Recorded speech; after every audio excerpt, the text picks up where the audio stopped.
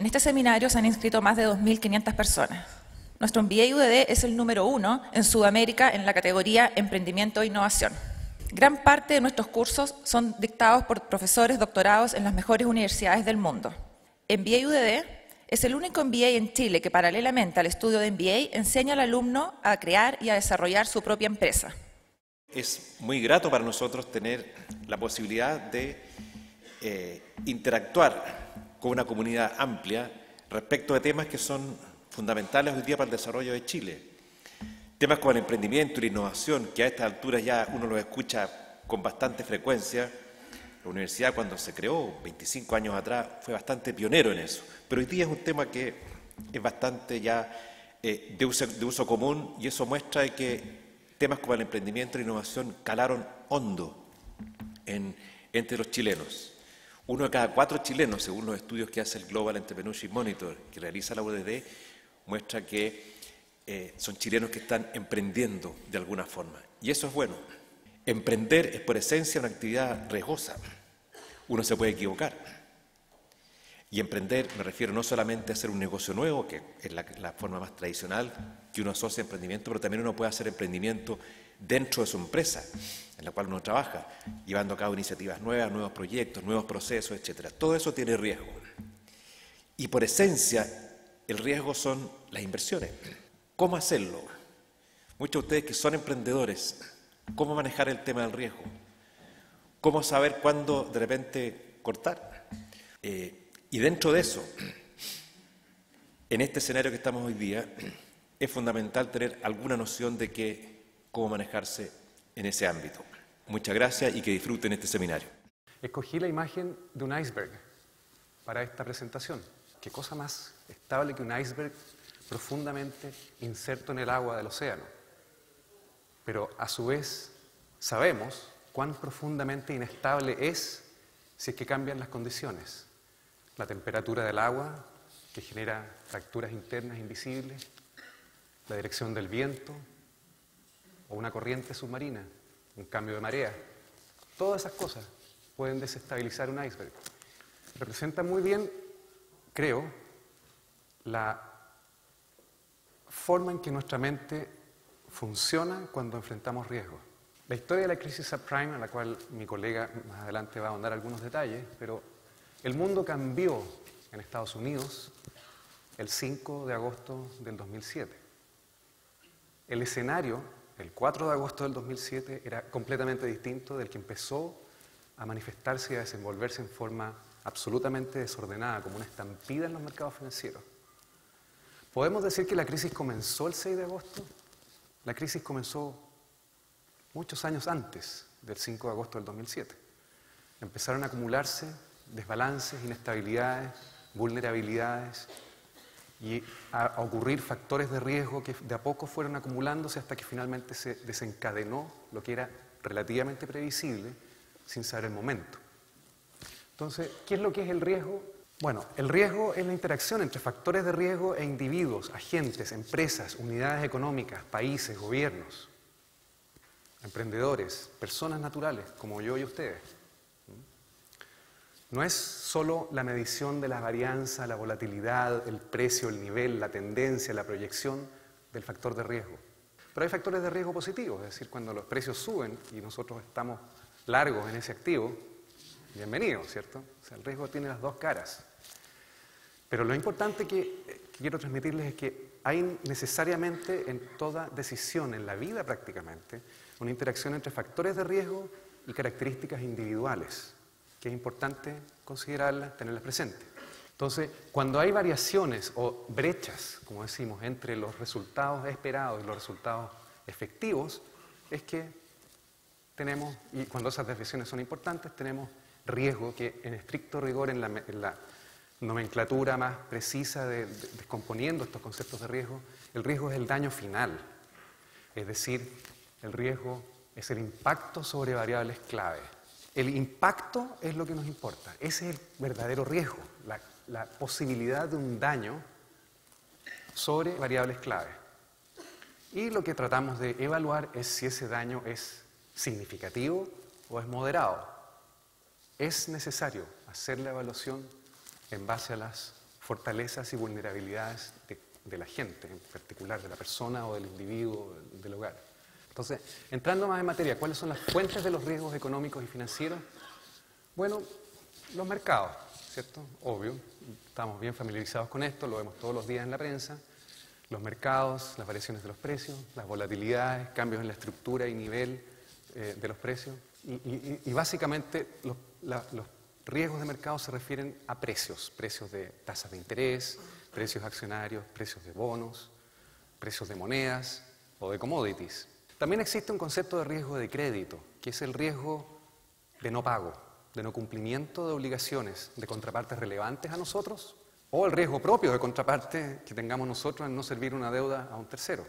Adicionalmente, tenemos riesgos operacionales en casi toda actividad de inversión que hagamos, o actividad económica, yo diría, más que solo de inversión. Los riesgos operacionales se refieren a riesgos en los cuales falla procesos. Por ejemplo, cuando se cae el Internet y no podemos hacer transacciones un día determinado. En la categoría de riesgos operacionales también entran los errores de modelo. Y aquí quiero recalcar, el riesgo de modelo también se aplica a nosotros. O sea, cada uno de nosotros tratamos de tomar decisiones en base a un modelo mental, en que pensamos que vamos a tener el empleo, mantener nuestro empleo el mes siguiente. Ese es un modelo. Puede estar correcto o equivocado, o haber alguna probabilidad de que no se cumpla. Y los riesgos de entorno, el macroentorno global, que está lleno de distintos tipos de riesgos, algunos que no tienen nada que ver en su origen con las finanzas ni con la economía, pero que tienen impactos financieros y de mercado importantes. Una guerra, como hemos visto estos varios años recientes, un desastre natural, un hallazgo de un recurso valioso, cambia también los precios relativos. Ahora, no he hablado mucho de la vulnerabilidad, que es la capacidad de resistir o de absorber cambios abruptos o importantes en los factores de riesgo sin cruzar umbrales críticos de estabilidad financiera, de solvencia, de liquidez, de patrimonio. Lo que vemos todos los días son factores de riesgo globales, que en lo grueso hay varias categorías de factores de riesgo globales. Los que me son más cercanos, yo soy economista, sigo todos los días los factores económicos. Otra categoría de factores de riesgo globales son los factores ambientales. Llegaron para quedarse. Calentamiento global, sequías, efectos sobre la biodiversidad que pueden tener efectos sobre la productividad mundial. Los factores geopolíticos tienen gran impacto en precios financieros. Después, los factores sociales, la desigualdad, la creciente desigualdad dentro de los países y a nivel mundial, más bien dentro de los países que a nivel mundial. De hecho, a nivel mundial está habiendo una suerte de convergencia entre los países. Pero dentro de los países las desigualdades sociales se han agigantado a niveles que algunos dicen son mayores de las que existían previo a la Revolución Francesa. Y los riesgos tecnológicos de ataques cibernéticos, la hiperconectividad creciente que existe en todo orden de transacciones que hacemos en la vida cotidiana. Entonces, todos estos factores de riesgo son el cóctel, la mezcla de la vida del siglo XXI. Y tienen, por supuesto, efectos concretísimos en nuestra vida normal y en nuestras inversiones y en el valor de los activos o pasivos, ¿cierto? Y en los resultados esperados versus los resultados efectivos en horizontes de tiempo determinados. Bueno, hemos hablado de factores globales, de medio ambiente, hemos hablado de factores de riesgo de mercado, hemos hablado de las desviaciones de los factores de riesgo de mercado respecto de sus fundamentales, el potencial de correcciones fuertes que pueden presentar oportunidades importantes. Pero hay un factor de riesgo clave que tiene que ver con los factores individuales de riesgo. Hay aspectos que son intrínsecos a cada individuo o a una empresa en particular o a un banco, que tienen que ver con si existe o no una estrategia y cuál es esa estrategia. Y la estrategia se define como el plan para lograr un objetivo en un entorno incierto.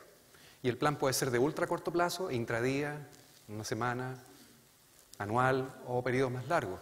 La ausencia de estrategia suele ser causa de grandes pérdidas. Y la estrategia es un plan ordenado, es decir, yo cuando gane tanto, liquido. Cuando haya perdido esto, también liquido. No me aferro. O me aferro, definirlo a priori. Me aferro, pase lo que pase, incluso si baja a cero, porque yo sé que va a repuntar. Pero la pregunta entonces es, ¿esa estrategia es coherente con mi capacidad, mi vulnerabilidad, con mi ingreso, con mi patrimonio? Las actitudes de las personas, de los tomadores de decisiones, de todos nosotros. ¿Somos pacientes o somos ansiosos? ¿Nos conocemos? ¿Cómo reaccionamos frente al riesgo, frente a las pérdidas o las ganancias? Y también otro factor individual de los riesgos, del riesgo final, del daño, la eventualidad de un daño final o una ganancia final, tiene que ver con la posición financiera. Es decir, ¿cuál es el valor de mis activos? ¿Cuántos activos tengo? ¿Cuán rápido puedo liquidarlos? ¿Cuál es el nivel de mis pasivos y la diferencia entre ambos? ¿Cuál es mi patrimonio neto? ¿Cómo afectaría un escenario adverso mis ingresos disponibles o mi capacidad de gasto? Y finalmente las transferencias de riesgo, es decir, a veces los factores de riesgo por sí mismos no son tan graves como los coletazos o las consecuencias adicionales que siguen. Bueno, esto es lo que nos lleva un poco a la administración de los riesgos, porque hay varias formas de cómo enfrentar los riesgos. Una es evitarlo completamente. Puede que la tolerancia al riesgo de varios de los que están ustedes aquí hoy día sea cero. No les gusta, aunque tengan una posición patrimonial buena, ingresos buenos y pudiesen a lo mejor arriesgar en la bolsa ¿cierto? Pero no les gusta tener riesgo en la vida, por lo menos ese tipo de riesgo, y no lo hacen. O sea, evitan. Esa es una forma de administrar los riesgos. Otra forma es transferirlos. Es decir, yo no quiero tener riesgo cambiario, así es que me endeudo solo en pesos, o no quiero tener solo riesgo asociado al peso y hago a lo mejor un pool de deudas, algunas en dólares, algunas en euros y otras en pesos. Otra estrategia es aceptar la totalidad de los riesgos sin transferirle nada a nadie. Otra estrategia es reducir los riesgos, es decir, bueno, sí, puede que esa sea una buena inversión en esa acción, pero voy a invertir no lo que estoy dispuesto a invertir, sino que una fracción nomás, pequeña. Y voy a aprender, voy a ver qué pasa, probar unos meses o un año en 2 o 3 tipos de activos. Reduzco mi riesgo transitoriamente mientras aprendo. También podríamos ignorar los riesgos y funcionar en la vida como si no existieran o haciendo caso omiso de ellos. Quiero terminar mi presentación de nuevo con la imagen del iceberg, de que es no solo el mundo financiero que vemos y no solo todos los subyacentes ocultos y todas las transferencias y los sectores del mercado que no conocemos y que mueven los mercados y que pueden en forma estructural dar vuelta a este iceberg, sino que también representan al individuo, a todos nosotros, a nuestro subconsciente y nuestras trampas mentales, nuestra ansiedad o nuestra ausencia de estrategia. Entonces, esta otra parte es la tarea que yo les recomiendo llevarse para la casa, de autoconocerse un poco, y el autoconocimiento parte con experiencia y experiencias pequeñas inicialmente y luego ir de a poco escalando sobre la base del aprendizaje. Vamos a dejar con ustedes al doctor y decano de la Facultad de Ingeniería, señor José Manuel Robles. Bienvenido. No sé si le gustan los tulipanes o no, pero para hablar de riesgo hay que irse enfocando en ciertos temas que efectivamente vienen de la historia y vamos a terminar hablando de la parte psicológica de las personas, que tiene mucho que ver con el riesgo y es algo que normalmente no lo miramos de esa forma. Incertidumbre, riesgo, son palabras que las distintas disciplinas las entienden incluso de distinta forma o las usan de distinta forma. Riesgo es lo clave en toda decisión financiera y riesgo o incertidumbre, que nosotros en finanzas tenemos cierta separación en el significado. Riesgo para nosotros es una incertidumbre medible. En finanzas lo usamos en un aspecto muy básico y esto tiene que ver también con el iceberg. Uno ve la puntita del riesgo, pero hay muchas otras componentes de riesgo. Pero el riesgo es la palabra clave en finanzas. La prima por riesgo es el primer concepto en finanzas que todo inversionista busca en un mercado en equilibrio. Uno busca que si va a hacer una inversión, si va a hacer una inversión donde quiere ganar más que la libreta del Banco del Estado, por decirlo así, uno necesariamente tiene que tomar riesgo. Si yo no tomo riesgo, voy a obtener la tasa que en finanzas se conoce como tasa libre de riesgo, que es la libreta del Banco del Estado, los bonos de la Tesorería General de la República. Y esa es la fórmula de las finanzas modernas que partieron hace 65 años. Que la rentabilidad es igual a una rentabilidad libre de riesgo, un piso, una cosa básica, más un premio por tomar riesgo. Esto, por si acaso, en un mercado en equilibrio, oferta igual demanda, todos los bienes están comprados, las distribuciones son normales, la sala es racional, y la racionalidad es lo que más hoy día se discute en finanzas. Vamos a tocar ese tema. Y vamos a revisar algunas burbujas y crisis antes de ir a la bolsa propiamente tal. ¿Qué es lo que son las burbujas? Las burbujas son transacciones de precio mayor al valor intrínseco del objeto de dicha transacción. Y esto viene pasando desde hace muchos años. Ahí hay tres, no solo son tres, son 35. La de los tulipanes. La de las .com es una que varios de nosotros que estamos aquí en la sala sabemos qué es lo que pasó. Las empresas valían mucho. Nasdaq el 2000 estaba en 5.000 el 2000 y recién hoy día está llegando a 5.000, 15 años en recuperarse. Y la burbuja del mercado inmobiliario, que no es otra cosa que la crisis subprime. ¿Y por qué es importante ver ahora, con 6 años de desfase, la crisis subprime? Porque podría ser, yo no soy economista en todo caso, pero podría ser que el valor de las propiedades inmobiliarias en Santiago estén inflándose a un nivel más allá de su valor intrínseco. Vamos a partir por la época de oro de Holanda, los famosos tulipanes.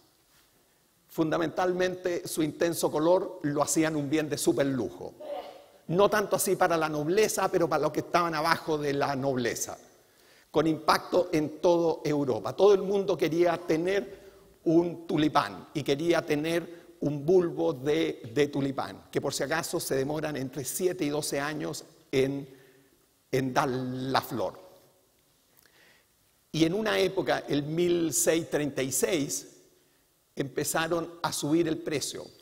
Y los precios llegaron a cifras increíbles, 2.500 florines por cada papa. Y la renta normal de un especialista en esa época era de 150 florines al año. Hasta que de repente llegó una persona, un individuo mejor, llegó y dijo, pero si los tulipanes no valen nada, valen cero, o los clonaron o algo, dijo, no valen. Y el precio cayó de la noche al día, inmediatamente. Y quedó el desastre económico. El Parlamento holandés tuvo que ir al rescate, como van al rescate los gobiernos cuando se producen crisis financieras. Las finanzas ¿representan un sistema caótico o no? Se discute, hay gente que dice que sí, hay gente que dice que no. Caótico en el sentido que también Cristian dijo en su presentación, en el sentido que una pequeña perturbación puede tener un tremendo impacto. Bueno, pero ahora me voy a meter rápidamente en el mundo más de las finanzas nuestras, de las finanzas de lo que uno ve y de cómo nosotros vemos el riesgo, que lo vemos de una forma súper simple. Y aquí, por supuesto, que uno tiene que hablar de los que inventaron esto. El año entre la década del 50 y del 60, inventaron que el riesgo tenía que ver con la variabilidad. Y es lo que nosotros usamos hoy día, pero es de una simpleza increíble. O sea que el riesgo tiene relación con la variabilidad. ¿Y por qué son importantes los índices? Porque es una proxy del mercado. Es una forma de decir el mercado así. Y todo inversionista quiere ganarle al mercado. Es una referencia. Y además, en la desviación estándar de riesgo, finalmente los modelos en equilibrio usan cómo yo me correlaciono con el mercado y ese es el riesgo que de alguna forma me van a compensar en un mercado en equilibrio. Pero no quería terminar este cuento de decirle lo que el expositor anterior también les dijo en la presentación. que es la parte psicológica, que tiene que ver con los riesgos, que tiene que ver con el comportamiento humano y que a veces uno va dejando de lado. Y en el mundo financiero no solo tengo que pensar que todos ustedes son inversionistas racionales que quieren maximizar su riqueza.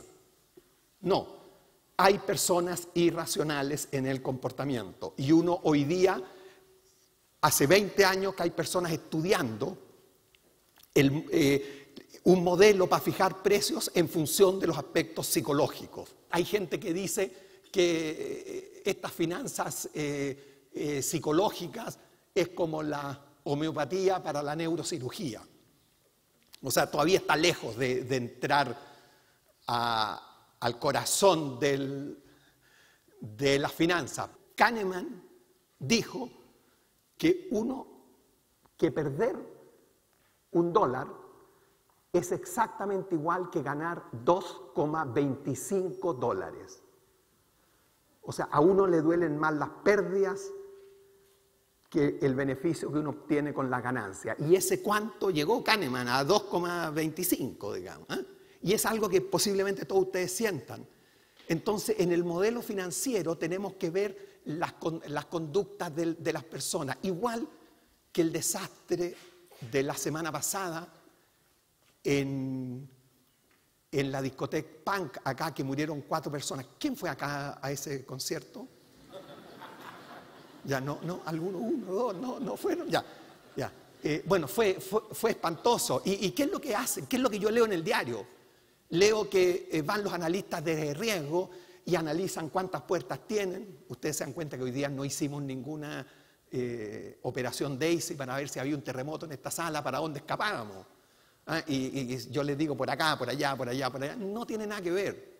El problema no es la parte de infraestructura, no es la parte física. El problema es el comportamiento de las personas.